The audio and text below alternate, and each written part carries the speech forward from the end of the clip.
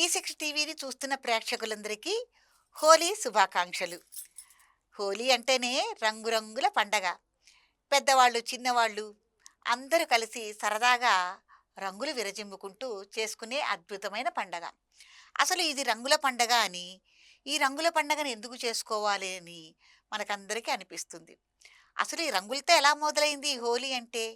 అన్న విషయాన్ని మనకు పురాణాల్లో ఒక కథ ఉంది. అది మనం ఇప్పుడు తెలుసుకుందాం. శ్రీకృష్ణ పరమాత్మ చిన్నతనంగా బాలుడుగా ఉన్నప్పుడు యశోదాదేవిని ఒక రోజున అడిగాడు. అమ్మా, నేనెందుకు నీలి రంగులో ఉన్నాను? రాధెందుకు తెల్లగా ఉంది? నేను రాధ రంగులోకి మారాలంటే ఏం చెయ్యాలి అని అడిగాడు తల్లి యశోదని. అడిగినప్పుడు యశోదాదేవి అంది, కృష్ణ, నువ్వెందుకు రాధ రంగులోకి మారటం? రాధనే నీ రంగులోకి మార్చేస్తే పోలా అన్నది.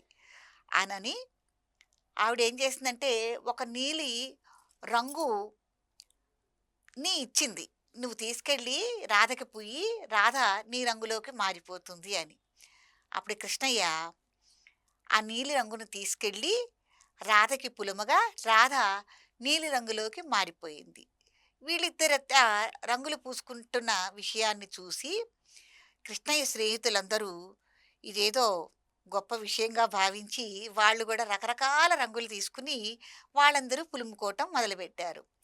ఈ పులుముకునే విషయాన్ని ఆ గ్రామంలో ఉన్న గ్రామస్తులందరూ చూసి రకరకాల రంగులు చూసుకుని ఆ గ్రామస్తులందరూ కూడా పులుముకోవటం మొదలుపెట్టారు. ఇది పాల్గొన మాసంలో పౌర్ణమి రోజున జరిగింది మనకి కృష్ణయ్య సన్నిధిలో. కాబట్టి ఆ రోజు నుంచి ఇది రంగుల పండగగా మనం ఈ హోలీని చేసుకోవటం అనేది జరుగుతుంది. తర్వాత ఇతిహాసాల్లో మనకి ఇంకొక కథ కూడా ఈ హోలీ పండగ గురించి ఉంది, చెప్పుకుందాం. హిరణ్యకశిపుడు తను ఎంతో తపోబలంతో బ్రహ్మదేవుణ్ణి ప్రార్థించాడు. దేని చేతైనా సరే తనకి మరణం రాకుండా ఉండాలని రకరకాలుగా ఆయన వరాలు కోరుకున్నాడు. కోరుకున్న దరిమిళ ఆ వరగర్వంతో అందరినీ చాలా బాధపెట్టి హింసించాడు. దేవతల మీద కూడా దండయాత్ర చేశాడు. తదుపరి ఈ హిరణ్యకశిపుడికి ఒక కుమారుడు కలిగాడు. ఆయనే ప్రహ్లాదుడు. ఈ ప్రహ్లాదుడు పరమ విష్ణు భక్తుడు. ఎప్పుడూ విష్ణునామాన్నే జపిస్తూ ఉండేవాడు. ఈ విష్ణునామాన్ని జపించటం, హరిభక్తిని వదలమని తండ్రి ఎంత చెప్పినా కూడా వినేవాడు కాదు.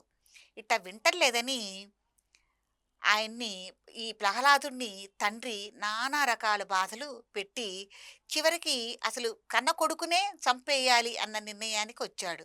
ఆ దాంట్లో పాపం ప్రహ్లాదుణ్ణి ఏనుగులతో తొక్కించాడా, లేతే కీకారణ్యంలో చీకట్లో వదిలేశాడా, పాములతో కరిపించాడా, ఇటా రకరకాల హింసలు పెట్టాడు.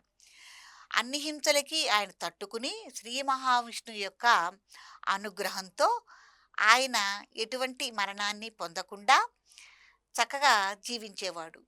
హిరణ్యకశిపుడికి విసుగొచ్చి నా వల్ల కావట్లేదు నా కుమారుని సంహరించటం అనని తన తోబుట్టువైన హోళికాదేవికి ఈ విషయం చెప్పి బాధపడి, హోళిక, నా వల్ల కావట్లేదు ఈ ప్రహ్లాదుని సంహరించటం.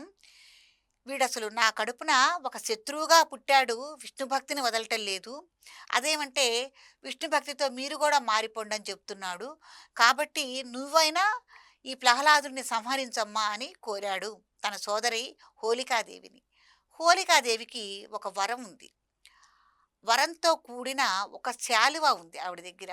ఆ శాలువ కప్పుకుని గనక ఆవిడ అగ్నిలో గనక దూకితే ఆ అగ్ని ఆవిడ్ని కాల్చివేయదు. కాబట్టి అప్పుడు హోళికాదేవి ఏం చేసినారు, చెప్పాడు కదా, చెప్పాడు కదా, అన్నా నేను చూసుకుంటాను, నేను సంహరిస్తాను ప్రహ్లాదుణ్ణి అని చెప్పింది. చెప్పిన తర్వాత హోళికాదేవి, మేనల్లుడే కదండి ప్రహ్లాదుడు, తన ఒళ్ళో కూర్చోబెట్టుకుని అగ్నిలో ఈ శాలువ కప్పుకుని అగ్నిలో దూకాలని ప్రయత్నం చేసింది. ఈ సమయంలో హోళిక కప్పుకున్న శాలువ కొట్టుకుపోయి ప్రహ్లాదుడి మీద పడి ప్రహ్లాదుడు రక్షించబడ్డాడు. హోళిక దహనమైపోయింది. అందుకే ఈ హోలీ పౌర్ణమి కన్నా ముందు రోజున హోలికా దహనం అనేది మనం చేస్తాము. హోలిక అనే రాక్షసి సంహారం జరిగింది. పరమ భక్తుడైన ప్రహ్లాదుడు కాపాడబడ్డాడు. కాబట్టి దాన్ని పురస్కరించుకుని కూడా ఈ అద్భుతమైన హోలీ పండగ మనం చేసుకోవటం అనేది జరుగుతోందని మనకి పురాణ ఇతిహాసాల్లో చెప్పడం జరుగుతోంది. అందుకని ఈ హోలీ పండగని చాలా రాష్ట్రాల్లో రకరకాలగా విధానాలుగా దీన్ని చేసుకోవటము, చక్కగా రంగుల పండగ చేసుకోవటము, చిన్న పెద్ద ఎంతో సందడిగా చేసుకోవటం జరుగుతోంది. ఈసారి ఈ హోలీ పండగ రోజునే మనకి చంద్రగ్రహణం కూడా రావటం చాలా అరుదుగా వచ్చింది. ఈ చంద్రగ్రహణం అనేది మధ్యాహ్నం మనకి 3:22 ప్రారంభమయ్యి, మధ్యకాలం సాయంత్రం 5:22 తర్వాత చంద్రగ్రహణం అయిపోయే కాలం అంటే చివరి సమయం సాయంత్రం 6:22 మనకి శాస్త్రజ్ఞులు చెప్తున్నారు. ఈ గ్రహణాన్ని ఏంటంటే మధ్యాహ్నం కాలం టైంలో పడుతుంది కాబట్టి మనం చూడటానికి కుదరదు. తర్వాత 6:22 సాయంత్రానికి విడుపు సమయం కాబట్టి విడుపు సమయాన్ని కూడా మనం చూడము అని అనుకుంటున్నాను. ఎందుకంటే చంద్రోదయం టైము 6:22 మనకి నమోదై ఉంది. అలాగే ఈ చంద్రగ్రహణం పూర్తి అయ్యే టైం కూడా 6:22 మనకి చెప్పటం జరుగుతోంది పండితులు. కాబట్టి ఈ చంద్రగ్రహణాన్ని మనం ఎవరు చూడలేము. ఒకవేళ చంద్రోదయం టైంలో కొద్దిగా చూసినా కూడా ఏదన్నా పర్వతాలు అడ్డం వచ్చి కానీ, లేకపోతే సిటీల్లో అయితే ఇళ్ళు అడ్డం వచ్చి కానీ, లేకపోతే ఏదన్నా మేఘాలుగా ఆకాశం ఉండటం వల్ల కానీ ఇది మనం చూడటం అనేది జరగదు. అట్లాగే పుబ్బా నక్షత్రంలో ఈ గ్రహణం వచ్చిందని మనకి చెప్తున్నారు జ్యోతిష పండితులు. ఈ పుబ్బా నక్షత్రంలో కూడా సింహ, కుంభ, మకర రాశి వాళ్ళు ఈ గ్రహణాన్ని ఎట్టి పరిస్థితుల్లోనూ చూడకూడదు.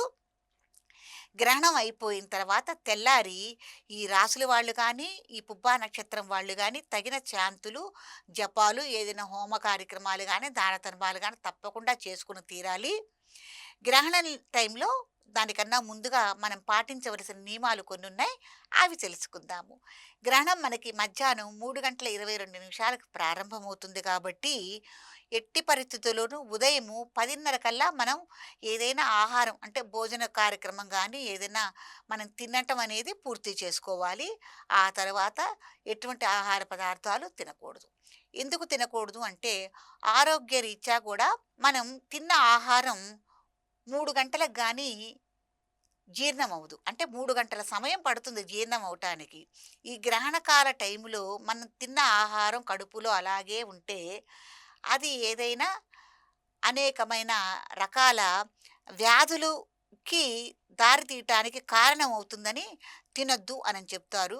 కాబట్టి ఆహారం విషయంలో తీసుకోవాల్సిన నియమాలన్నీ ఇలా ఉన్నాయి. కాబట్టి గ్రహణం పట్టిన టైంలో గానీ ఎట్టి పరిస్థితుల్లోనూ ఆహారం తినొద్దు. 3 గంటల ముందే తిని మీ పనులన్నీ పూర్తి చేసుకోవాలి.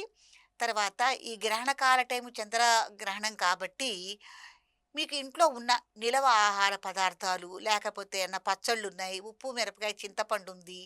వీటన్నిటిని కూడా మనం రక్షణ చేసుకోవాల్సిన అవసరం ఉంది కాబట్టి మీరు గరికెని గానీ, లేక దర్భని గానీ సేకరించుకుని ప్రతి ఆహార పదార్థం మూతల మీద ఈ గరిక పరికల్ని గానీ, దర్భను గానీ తప్పకుండా వేసుకోవాలి. అప్పుడు ఈ ఆహార పదార్థాలకి గ్రహణ దోషం అనేది అంటదు. కాబట్టి తప్పకుండా అందరూ గరికని, దర్భని ఆహార పదార్థాల మూతల మీద తప్పకుండా వేసుకుని ఉండాలి. అంటే ఉదయమే మీ పనులు కాంగానే 10 గంటలకు మీకు భోజనాలవి కాంగానే దర్భ వేసేసుకోండి. గ్రహణ కాలం అంతా పూర్తయిన తర్వాత ఈ దర్భని గానీ, గరికను గానీ మళ్ళీ తీసేసుకుని ఎవరి తొక్కని చోట పూల మొక్కల్లో గానీ ఎక్కడన్నా మీరు వేసుకోవటం అనేది మంచి పద్ధతి. పిల్లలకైనా, పెద్దవాళ్ళకైనా ఎవరికైనా గ్రహణ నియమాలనేవి ఒకే విధంగా ఉంటాయి. ఈ గ్రహణ నియమాలని తప్పకుండా పాటించి తీరాలి. తర్వాత ఈ గ్రహణ కాల టైంలో తప్పకుండా ఎవరైతే ఆధ్యాత్మిక చింతనతో ఉన్నారో, దైవారాధనలు చేసుకుంటూ ఉన్నారో వాళ్ళు తప్పకుండా మీకు ఇష్టదైవమైన దేవతామూర్తిని జపరూపంగా స్మరించుకోవటం అనేది చాలా ఉత్తమోత్తమం. జపం చేసుకోవాలి. అలాగే పట్టు స్నానం, విడుపు స్నానం అని 2 స్నానాలుంటాయి. గ్రహణం పట్టే ముందు స్నానం చేసి జపం చేసుకోవటము, తర్వాత గ్రహణం అయిపోయిన తర్వాత విడుపు స్నానం చేసుకోవటము, ఇల్లు వాకిళ్ళు శుభ్రం చేసుకోవటం అనేది చేసుకొని తీరాలి. తర్వాత మీరు జపం ఈ గ్రహణకాల టైంలో చేసుకోవటం అంటే ఏదన్నా ఒక భగవన్నామస్మరణ చేసుకోవటం. విడికాల టైంలో విడి రోజుల్లో మనం రామ రామ అని 10 సార్లు ఒక 100 సార్లు తలుచుకున్నామనుకోండి. ఈ గ్రహణ కాల టైంలో 10 సార్లు తలుచుకుంటే 100 సార్లు తలుచుకున్నంత ఫలితం, పుణ్యం మనకి దక్కుతుంది. కాబట్టి ప్రతి ఒక్కళ్ళు మీ ఇష్ట దైవాన్ని తప్పకుండా జపరూపంగా స్మరించుకోవాలని కోరుకుంటున్నాను. గ్రహణ నియమాలన్నీ ఒకేలా ఉంటాయి. ముఖ్యంగా గర్భిణీ స్త్రీలనే వాళ్ళుంటారు గదా! వాళ్ళు తీసుకోవాల్సిన జాగ్రత్తలని మనం చెప్పుకుందాం. యథావిధిగానే మీరు అందరూ భోజనం చేసినట్టే పెందరాళ్ళే భోజనం చేసేసి చక్కగా గ్రహణం పట్టే టైంలో అంటే మధ్యాహ్నం 3:22 అనుకుంటున్నాం కదా, ఒక 5 నిమిషాల ముందే మీరు కదలకుండా పడుకోండి, హాయిగా విశ్రాంతి తీసుకోండి.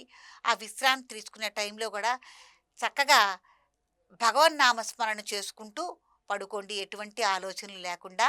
కడుపులో ఉన్న బిడ్డ కూడా మంచి భగవద్భక్తి కలిగిన మంచి పిల్లలు మీకు పుడతారు.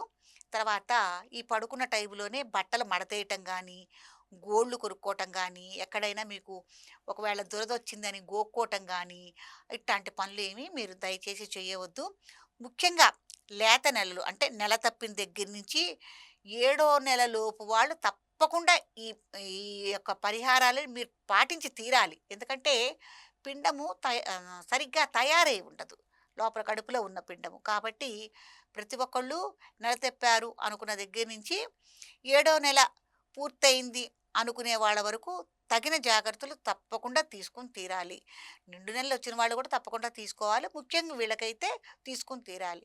ఒకవేళ ఏదన్నా ఇట్లా మనం జాగ్రత్తలు తీసుకోకపోతే ఏదన్నా గ్రహణం మురితో పిల్లలు పుట్టే అవకాశం ఉంటుందని మనకు పెద్దలు చెప్తున్నారు కాబట్టి మనం తీసుకోవటంలో తప్పు లేదు కదండి. వంట వార్పు చేయటం, ఊడుపులు ఊడవటం, ఏ పనిలో మీరు దయచేసి చేయవద్దు. తగినంత విశ్రాంతితో ఉండటం అనేది చాలా మంచిది. ఇది గ్రహణం యొక్క నియమనిష్టలు.